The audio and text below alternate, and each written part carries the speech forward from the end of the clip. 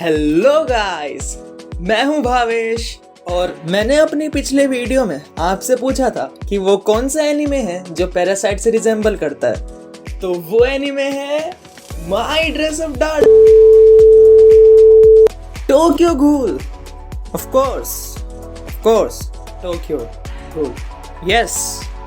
तो आज हम बात करेंगे कि क्या क्या सिमिलैरिटीज हैं दोनों में और क्या क्या डिफरेंसेस हैं, और अंत में जानेंगे कि कौन बेहतर है, टोक्यो गूल या फिर पैरासाइट। भाई क्या कर रहे हैं यार तू? मतलब मजाक है क्या? आप क्या बहुत ज्यादा पीते हो क्या?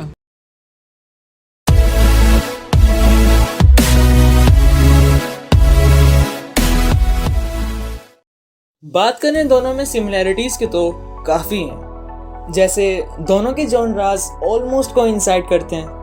दोनों में ही जो यंग प्रोटैगनिस्ट होते हैं वो एक ऐसी ट्रेजेडी से गुजरते हैं जो उन्होंने कभी एक्सपेक्ट नहीं करी होती, और वही ट्रेजेडी उनकी पूरी लाइफ चेंज कर देती है। दोनों में ही the protagonist becomes half of something else. In Tokyo Ghoul Kaneki becomes half human and half ghoul, and in Parasite Shinichi becomes half human and half parasite. Broadly दोनों ही ये मैसेज देते हैं कि life is not always about black and white, और समय के साथ साथ चीज़ों का बदलना ज़रूरी होता है। एक कॉमन एजम्पशन है कि Parasyte is highly influenced by Tokyo Ghoul, क्योंकि ज़्यादातर लोगों ने इंक्लूडिंग मी टोक्यो गूल बहुत पहले देख लिया होता है पैरासाइट से। अगर फैक्ट्स पर नज़र डालें तो दोनों ही anime around same period of time पर ही एयर हुए थे, बट दोनों की मांगा में मोर देन 20 ईयर्स का डिफरेंस है। इतनी तो मेरी एज भी नहीं है। द मांगा of parasite was published in the year 1988 by Hitoshi Iwaki, whereas the manga of Tokyo Ghoul was published in 2011 by Sui Ishida. That being said, now let's jump on to the differences. Note: to keep the differences fair, मैं Tokyo गूल के शुरू के 24 episodes पर ज़्यादा focus करूँगा, और इसलिए भी क्योंकि उन्होंने बाकी 2 सीजन्स में हक दिया। अगर बात करें शुरू के 5 एपिसोड्स की, तो पैरासाइट ने मचाया है। वो आपको ऐसा बांध कर रखेंगे, ऐसा एनवायरनमेंट क्रिएट कर देंगे कि आप एटलीस्ट 10 एपिसोड बिंज वॉच कर जाओगे या फिर पूरा एनीमे खत्म कर दोगे। ये तो हो गई इनिशियल एपिसोड्स की बात, बट इनिशियल एपिसोड्स के बाद मुझे लगता है कि चीजें टोक्यो गूल के फेवर में जाने लगती हैं। पार्टी बदल लिया साला। क्यों? उसके भी कुछ रीजंस हैं। ये एक फैक्ट है कि शिनिची का character development is amazing. It's amazing how he becomes an inhuman and from an inhuman back to human is amazing to watch. But Parasyte सिर्फ 2 से 3 कैरेक्टर्स पर ही अपना फोकस रखता है, जो कि हैं शिनिची, मिगी और तोमोरा रेइकू, और इनके ही जरिए हमें पूरे एनीमे में 2 ही कहानियाँ दिखाई जाती हैं कि कैसे एक ह्यूमन पैरासाइट बनता है और एक पैरासाइट ह्यूमन बनती है। बस इन 2 से 3 कैरेक्टर्स को डेवलप करा गया है और बाकी कैरेक्टर्स गए हैं। उदाहरण के तौर पर ताचिकावा, वो लड़की जो डिस्कवर करती है कि शिमादावी एक पैरासाइट है।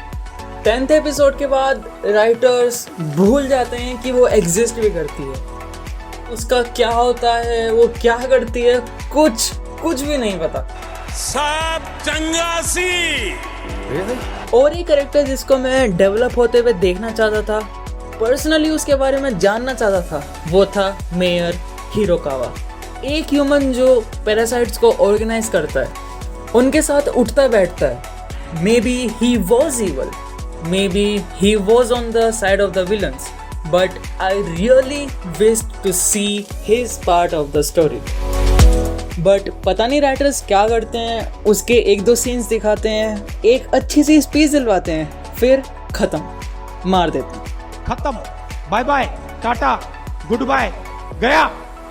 उसका बैकग्राउंड एक राज बनकर रह गया, और ये राज भी उसी के साथ चला गया। बट टोक्यो गूल ऐसी गलती नहीं करता, जिसकी वजह से सिर्फ कानेकी का कैरेक्टर ही डेवलप नहीं होता, बल्कि टोका, याशिमोरा या फिर ओमन, सबके कैरेक्टर डेवलप होते हैं, आप उनसे जुड़ जाते हो और आपके बीच में एक इमोशनल कनेक्शन बन जाता है। अब इस मामले में मैं 50-50 हूँ। बात करें अगर कानेकी की, तो वो एक आइडियल प्रोटैगनिस्ट है। वो वही करता है जो आप एक एनिमे के प्रोटैगनिस्ट से चाहते हो। वो अपने चाहने वालों को बचाने के लिए किसी से भी लड़ जाएगा। वो विलन्स को ज्वाइन कर लेगा ताकि उसके चाहने वाले सुरक्षित रहें। वो चाहे ताकतवर ना हो, लेकिन वो तब भी लड़ेगा। बट शिनिची ऐसा नहीं है, बल्कि वो हीरो ही नहीं है। वो काफ़ी लोगों को बचा सकता था, लेकिन वो नहीं बचाता। वो अपनी मृत्यु से इतना डरता है कि उसे हर जगह एक ही चेहरा दिखता है। और इस चीज़ के लिए मैं अगर पैरासाइट को पूरे पॉइंट्स दे दूं, तो मुझे कोई गम नहीं होगा, क्योंकि इतना रियलिस्टिक पॉइंट ऑफ व्यू हर किसी एनिमे में नहीं देखने को मिलता।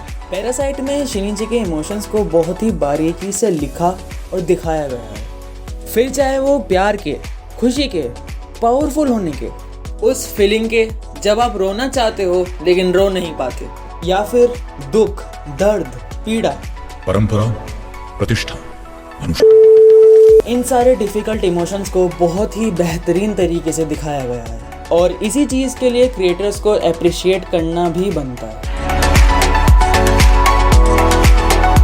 तो हाँ, अगर ओवरऑल देखा जाए तो Tokyo Ghoul is a little bit better than Parasyte. But इसका ये मतलब बिल्कुल नहीं है कि पैरासाइट बुरा है, बल्कि पैरासाइट अपने आप में ही एक साइकोलॉजिकल मास्टरपीस है।